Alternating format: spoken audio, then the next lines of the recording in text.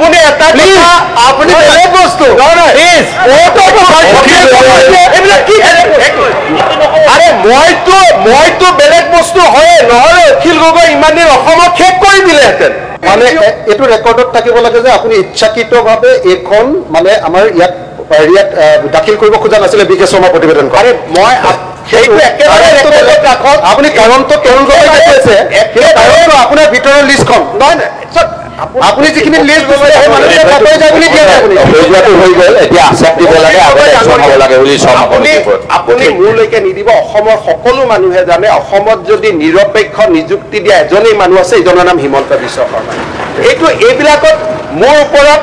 আইনা মাৰি লাভেই নাই অসমৰ মানুহে হাজাৰবাৰ প্ৰমাণ কৰি দিছে যে হিমন্ত বিশ্ব শৰ্মাক আমি অবিশ্বাস নকৰো হ'ব থেংক ইউ আজি টেটৰ পৰা আৰম্ভ কৰি 1.5 লাখ নিযুক্তি অহা 7 তাৰিখে ৰিজাল্ট দিব এটা উলিয়াই ল'ব যে ক'ৰবাত গণ্ডগোল আছে নেকি মোৰ গাত বোকা ছটিয়াই লাভ নাই আপুনি বহুত চেষ্টা কৰিছে তাৰ মই বহুত ওপৰত এইবিলাক কৈ লাভ নাই 2009ৰ পৰা এই Akhil Gogoi breaking Akhil Gogoi live Akhil Gogoi unedited কিমান কি ফাইল এজনে এইবাৰো নীলা ফাইল দেখুৱালে এইবিলাক লৈ লাভ নাই হিমন্ত বিশ্ব টাইমটো বেয়া টাইম গৈ আছে কালিৰ পৰা হিমন্ত বিশ্ব শৰ্মাক অসমৰ মানুহে এইবিলাকৰ ওপৰত বুলি অলৰেডি কৈ থৈ দিছে যে ইয়াক গালি গালাজ কৰি লাভ নাই ই কৰি আছে যদি অসমত মই এবাৰ কৈছো নিযুক্তি কোনোবাই যদি স্বচ্ছ কৰিছে এডুকেশ্যন মিনিষ্টাৰৰ পৰা আজিলৈকে মোৰ বাদে কোনেও কৰা নাই কোনে সাহসো কৰা নাছিল গতিকে মোৰ গাত ছটিয়া ছটি কৰি থাকি লাভ নাই এটাই কথা কৈছো প্ৰতিশ্ৰুতি সদনক দিছো যে হাইকোৰ্টৰ জাজমেণ্টকো এনেদৰে সাহসেৰে ক্ৰিটিচাইজ কৰিব পৰা সাহস অকল হিমন্ত বিশ্ব শৰ্মাৰ আছে আৰু কাৰণ আপুনি নোৱাৰিলে কিন্তু আপুনি নোৱাৰিলে মই কিন্তু চিধা চিধি ক'লো যে এইটো জাজমেণ্টৰ লগত মই I am not in agreement তাৰমানে মোৰ কমিটমেণ্ট কিমান আপুনি বুজি লওক মোৰ কমিটমেণ্টৰ লেভেলটো কিমান আপুনি বুজি লওক আপুনি ডেট কেইটা গালি গাই দিলে আৰু দুখটো আমাৰ গাত আনিলে কিন্তু আপুনি এইটো কথা নকলে যে হাইকোৰ্টে অলপ দেৰি অপেক্ষা কৰিব লাগিছে কাৰণ আপোনাৰ বেইলৰ কেছ আছে মোৰটো কেছ নাই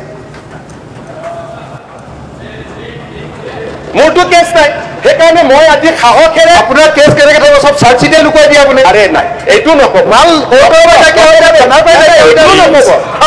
এইটো এনেকুৱা ধৰণৰ কথা এইটোও নকব এনেকুৱা আপুনি এক মিনিট চাৰ্জ চিট লুকুৱাটো আপোনালোকে যিমান অপভংশ কৰে কোনেও লুকুৱা নাই গুৱাহাটী হাইকোৰ্টে নাই মই শুনি লওক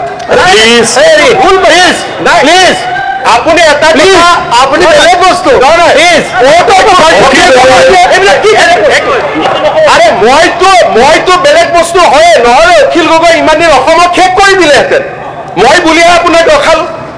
নহলে আপুনি যিটো আনএডিটেড লাইভ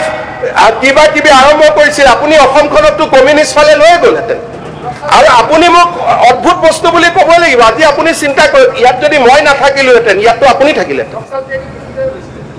আৰু আপোনাৰ কাৰণে মই বস্তু হয় আপোনাক যদি কোনোবাই ৰখাই দিলে যি ধৰণে আপুনি অসমৰ মানুহক লৈ গৈছিলে মইতো ৰখাই দিলো না আপোনাক সেইকাৰণে আপোনাৰ কাৰণে মই সদায় বস্তু আৰু আপুনি নহলে যি ধৰণে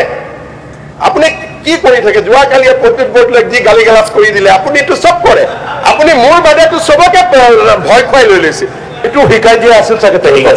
গালি গালাজ এটা সময় এনেকুৱা আছিল আজিও মোৰ তাত মোৰ অফিচাৰে ফাইল লৈ আহে ছাৰ এইটো অখিল গগৈয়ে কৈছে ছাৰ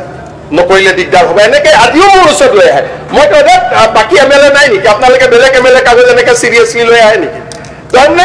আপোনাৰ কাৰণে মই অদ্ভুত বস্তু সদায় হয় আৰু মোৰ এইটোৱে ক্ৰেডিট যে অসমত মই লেফ্ট মুভমেণ্ট এটাক মই অকলে ৰখাই দিলো